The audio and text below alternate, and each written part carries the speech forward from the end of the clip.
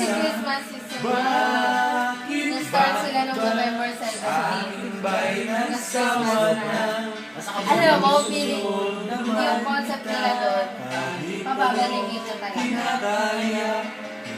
Kasi hindi mo lahat makikita sa isang araw.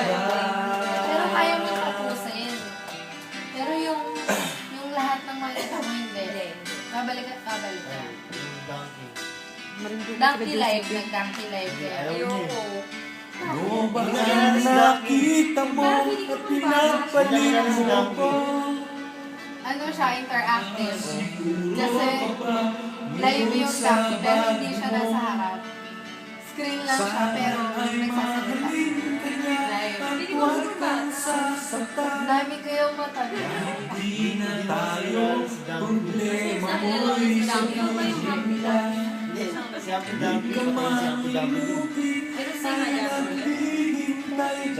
Ba't walang preno to?